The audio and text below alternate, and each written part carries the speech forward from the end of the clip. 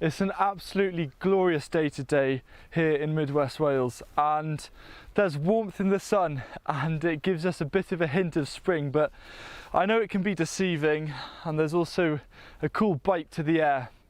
So being patient is very important. Now, with the approaching spring and summer and the rest of the growing season, we also have busy lives.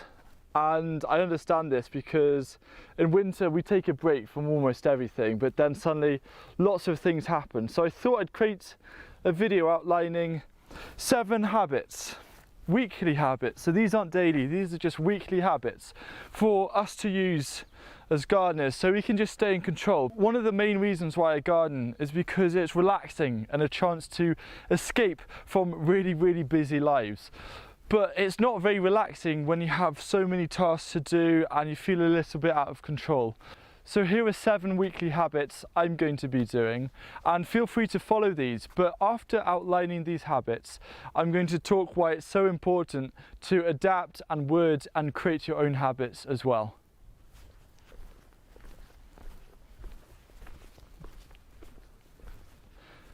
So the first habit is once a week, have a little scout around the garden, and any bits or bobs that are just lying about, try and just pick them up and keep things clean and organised, and try not to drop seed labels.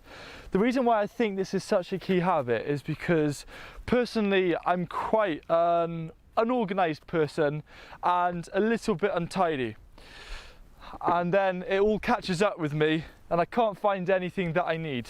So simply once a week, it'll take 5 minutes at most, go around the garden collecting bits that aren't meant to be in particular areas and just give it a nice tidy, because a clean garden and a decluttered garden means a decluttered mind, and it's nice to be in the garden and not have to worry about clutter.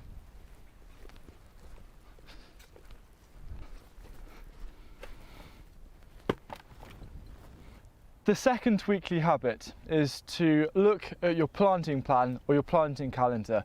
Now, I haven't completed mine yet, mainly because in next Saturday's video I'm going to be talking in detail about how I plan and how I also put the information then onto a calendar. And so what you need to do after you've watched that video is every week have a look at the calendar and look ahead and see what you need to do this week, next week, and in a month's time, so you don't miss out on anything. Because, for example, you might be succession sowing something and you might have to start some seeds in pots or modules beforehand. So in that way, just by once a week having a quick glance at your planting plan or your calendar, you know what's coming up next and you're not going to miss out on any of those opportunities. Wow, what nice tomatoes. The third weekly habit can be done either in the garden or in the comfort of your own home if it's damp and dismal, and that's to spend half an hour every week reading through gardening books. And I absolutely love doing this because books are a fantastic source of ideas and inspiration, and whenever I'm reading a book I always keep a notebook nearby and write down lots of different things. So you know, Vera has made an excellent book called The Edible Paradise, getting loads of ideas, and I'm excited about things I want to try. And it also is very inspirational because sometimes things don't quite go right in the garden, and it's nice to get inspired to try out new techniques. And obviously I'm going to take this opportunity to do a little cheeky plug for my new book, Grow Food for Free, which is coming out on the 27th of February and is available for pre-order. So if you're wanting to look at really maximising how much you can grow and not needing to spend any money or ways of saving money, then get this book. The fourth weekly habit, which can have such a great importance to the garden, is doing a health check of the plants. Very often in a corner of a garden you might plant something and just forget about it, and then you come back a few weeks later and you're like, it's got a disease or pests are around or something. But just once a week have a little look around and look under leaves and things, and these leeks were suffering quite a bit from rust back in August and September, but they've managed to hold on and they're doing really well and we're getting lots of harvests. So once a week, have a little plant health check.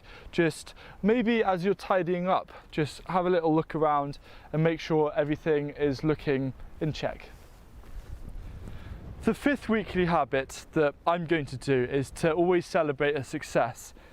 And whether it's something like harvesting, or you've germinated some old seeds or something like that, it's so easy to become bogged down with the things that don't go well. But celebrate the successes and look at the positive things, and remember to do that every single week, and it's going to help you so much. A quick tip on celebrating successes is also celebrating every step in the right direction, no matter how small that step may be.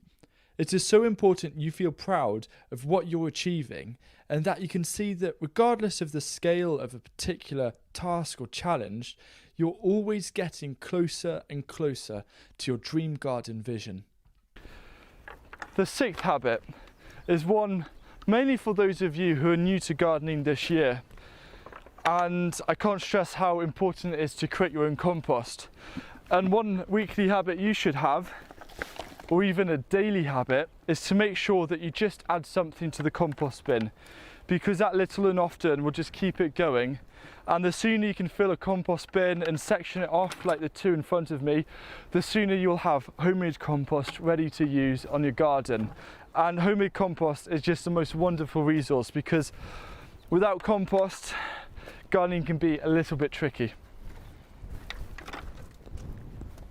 The seventh weekly habit is to just go around and any weeds that you see there and then, just pull them out.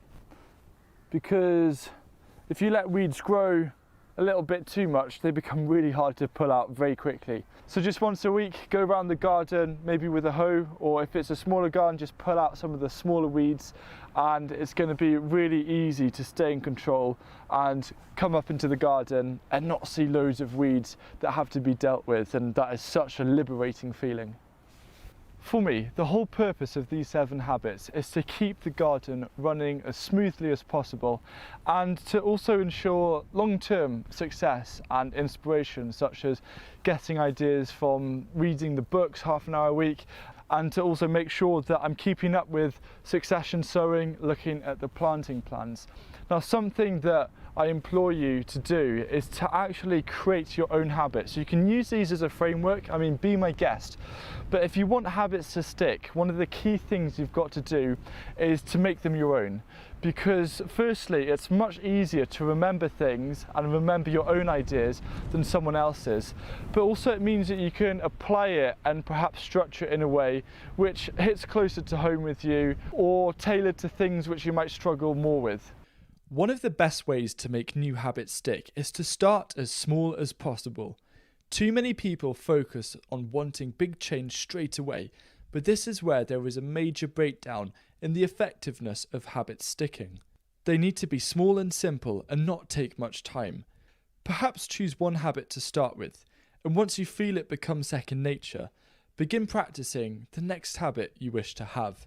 I'd love to hear if you have any habits that you've thought of watching this video that you're going to apply weekly this year. And remember, by doing it regularly, habits stick and they become second nature. But the important thing is just finding a way to remind yourself about it, whether it's making a note at the start of every week on your calendar, or an alarm on your phone, or even putting post-it notes on your bedroom door when you wake up to refresh yourself. When you create your habits, make sure they each have a clear intention. For example, don't just put weed the garden weekly.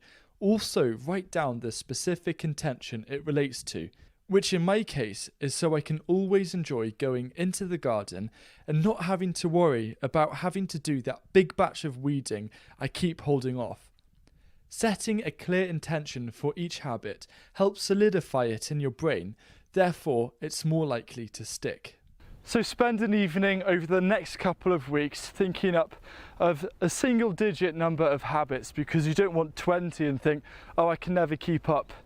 Think of a single digit, maybe 5, 7, 8 different habits that are suited for you and your garden and your needs, and perhaps things that you struggle with, because that's what I'm tailoring mine around.